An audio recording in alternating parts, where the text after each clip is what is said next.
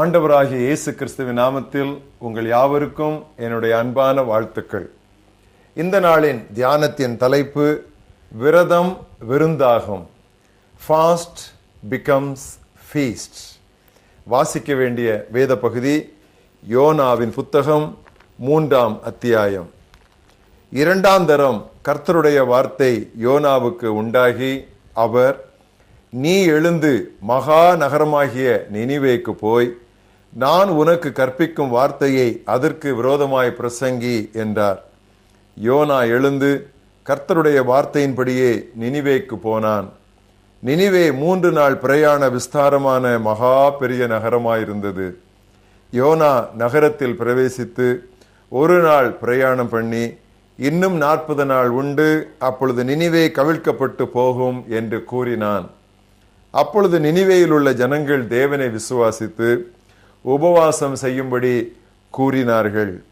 பெரியோர் முதல் சிறியோர் மட்டும் ரெட்டுடுத்தி கொண்டார்கள்.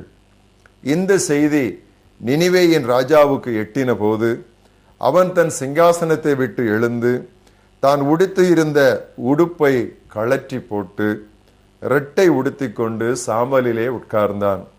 மேலும் ராஜா தானும் தன் பிரதானிகளும் நிர்ணயம் பண்ணின கட்டளையாக, நினிவேயில் எங்கும் மனிதரும் மிருகங்களும் மாடுகளும் ஆடுகளும் ஒன்றும் ருசி பாராதிருக்கவும், மேயாமலும் தண்ணீர் குடியாமலும் இருக்கவும், மனுஷரும் மிருகங்களும் ரெட்டினால் மூடிக்கொண்டு தேவன் நோக்கி உரத்த சத்தமாய் கூப்பிடவும், அவரவர் தம் தம் பொல்லாத வழியையும் தம் தம் கைகளில் உள்ள கொடுமையையும் விட்டு திரும்பவும் கடவர்கள்.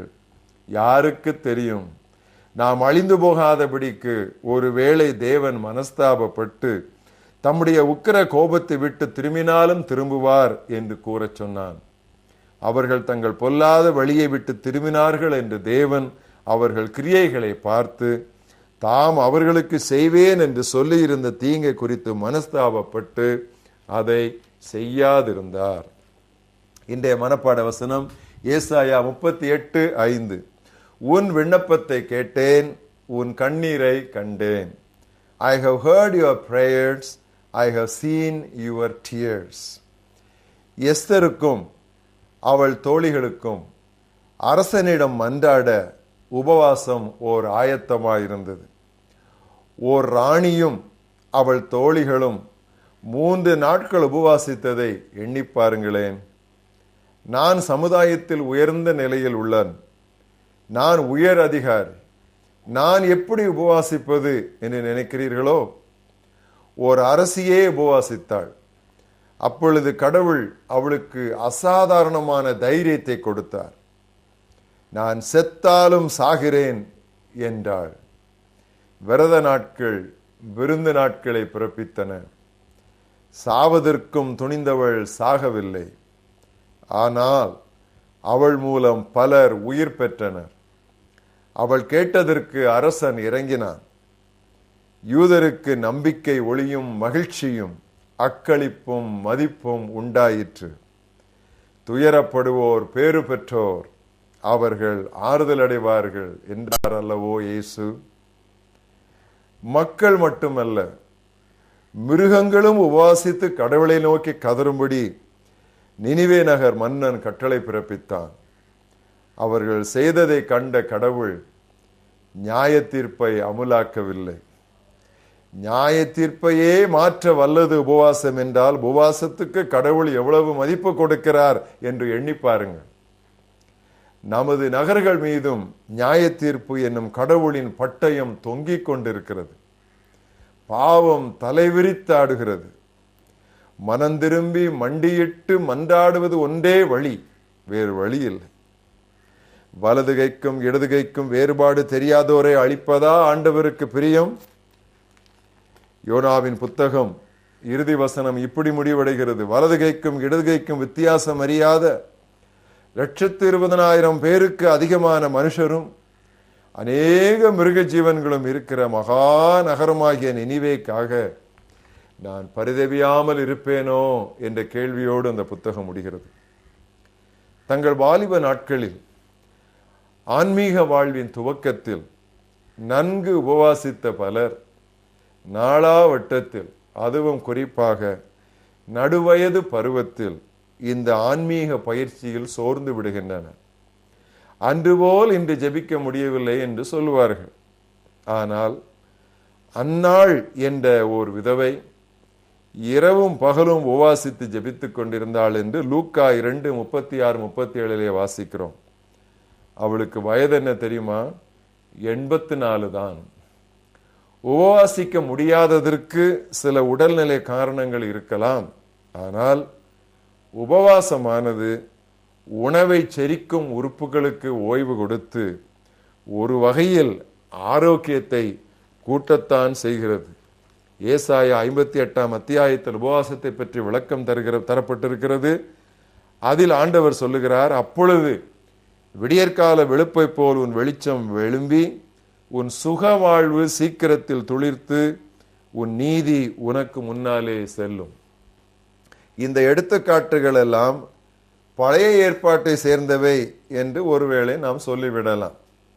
ஆனால் மேலோட்டமாய் புதிய ஏற்பாட்டை படித்தாலே பக்தர்கள் தொடர்ந்து உபவாசத்தின் ஆசீர்வாதத்தை அனுபவித்து வந்தனர் என்பது தெளிவாகும். எடுத்துக்காட்டாக 2 கொரிந்தியர் 11 அத்தியாயம் 27 அப்போஸ்தலர் பவுல் சொல்லுகிறார், பிரயாசத்திலும் வருத்தத்திலும் அநேக முறை கண் விழிப்புகளிலும் பசியிலும் தாகத்திலும் அநேக முறை உபவாசங்களிலும் குளிரிலும் நிர்வாணத்திலும் இருந்தேன். இந்த இடத்துல உபவாசம் என்பது பட்டினி அல்ல. ஏனென்றால் பசியிலும் தாகத்திலும் என்று சொல்லிவிட்டு அதுதான் பட்டினி. தானாகவே இவர் தன்னார்வமாகவே அநேக முறை உபவாசங்களிலே அவ்வளவு பிரச்சனைகள் நடுவிலும் அவர் உபவாச ஜெபத்தை கைவிடவில்லை என்பது இங்கு தெளிவாகிறது. சொல்ல போனால் இந்த ஆதி பக்தர்களுக்கு உபவாசிக்காமல் இருக்க முடியவில்லை என்றுதான் சொல்ல வேண்டும். வாரத்திற்கு ஒரு வேளையும் மாதத்திற்கு ஒரு நாளும் உபவாசம் இருந்து ஜெபிப்பது நல்ல ஒழுங்கு. நீங்கள் உபவாசம் பண்ணினால் என்று இயேசு சொல்லவில்லை, நீங்கள் உபவாசம் பண்ணும்போது என்று இயேசு சொன்னார். அதிலிருந்து என்ன தெரிகிறது? உபவாசம் என்பது பழைய ஏற்பாட்டு காலம் புதிய ஏற்பாட்டு காலம் என்றெல்லாம் கிடையாது. எல்லா காலத்துக்கும் உரிய ஜெபத்திற்கு மெருகேற்றுகிற நம்முடைய சிந்தனா சக்திகள், நம்முடைய உடலின் காரியங்கள் எல்லாவற்றையும் ஒருங்கிணைக்கிற ஒரு ஆன்மீக ஆயுதம். அதை கடவுள் நம்முடைய கரங்களிலே தந்திருக்கிறார். உபவாசிப்போம். கிரமமாய் உபவாசிப்பவர்களுக்கு இதோ ஒரு திருவாக்கு. சகரியா 8 அத்தியாயம் 19 4ஆம் மாதத்தின் உபவாசமும் 5ஆம் மாதத்தின் உபவாசமும் 7ஆம் மாதத்தின் உபவாசமும் 10ஆம் மாதத்தின் உபவாசமும் மகிழ்ச்சியாகவும் நல்ல பண்டிகைகளாகவும் மாறி போகும். அதைத்தான் இந்த நாள் தலைப்பிலே நான் வாசித்தேன். விரதம் விருந்தாகும். Fast becomes feast. உங்களுக்கென்று உபவாச ஜெப வேளை என்று ஒன்று உண்டா? வாரத்திலே வேலை குறைவான ஒரு நாளை தெரிந்து கொண்டு ஒருவேளை உணவையாவது நீங்கள் அகற்றி வைத்து கூடிய அளவிற்கு அந்த நாளிலே வேலைகளை குறைத்து கொண்டு ஜெபத்திலும் தியானத்திலும் செலவிடுங்கள். இது உங்களுடைய ஆன்மீக வாழ்க்கையை வளமுள்ளதாக மாற்றும். இப்பொழுது உங்கள் வாழ்க்கையிலே காணப்படுகிற வறட்சி சீக்கிரம் உங்களை விட்டு ஓடிவிடும். உங்களுடைய சுக வாழ்வு, உங்களுடைய ஆன்மீக வாழ்வு, கர்த்தருடைய காரியங்களிலே உங்களுடைய கூர்மை, ஊழியத்திலே வல்லமை, பிசாசின் மேல் வல்லமை, இப்படி அடுக்கிக் கொண்டே போகலாம். இவை எல்லாவற்றிற்கும் உபவாசம் ஒரு ஊன்றுகோலாக உங்களுக்கு பயன்படும். உபவாசிக்க துவங்குங்கள். உன் விண்ணப்பத்தை கேட்டேன், உன் கண்ணீரை கண்டேன். I have heard your prayers. I have seen your tears. எங்கள் மகாபெரிய தேவனே, உபவாசிக்க கற்றுக் கொடுத்த ஆண்டவராகிய இயேசு கிறிஸ்துவுக்காக நாங்கள் உமக்கு நன்றி சொல்லுகிறோம். 40 நாள் ராப்பகல் அவர் ஒன்றும் புசியாமலும் குடியாமலும் இருந்து ஆவியானவரின் வல்லமையோடு வெளிவந்து பிசாசின் சதித்திட்டங்களை முறியடித்து நன்மை செய்கிறவராக, பிசாசின் வல்லமையில் அகப்பட்ட யாவரையும் விடுவிக்கிறவராக, திருவசனத்தை தெளிவாகவும் அபிஷேகத்தோடும் அதிகாரத்தோடும் பிரசங்கிக்கிறவராக, ஊழியக்காரர்களை பயிற்றுவிக்கிறவராக, கர்த்தாவே, இப்படி அந்த 3.5 ஆண்டுகளிலே அவர் எவ்வளவு காரியங்களை செய்து முடித்தார் ஆண்டவரே. ஆதி பக்தர்களிடத்தில் காணப்பட்ட இந்த ஒரு நல்ல பழக்கத்தை நாளாவட்டத்திலே ஆண்டவரே பெருந்திண்டியின் காரணமாக நாங்கள் கைவிட்டு விட்டோமே, எங்களை மன்னியும்.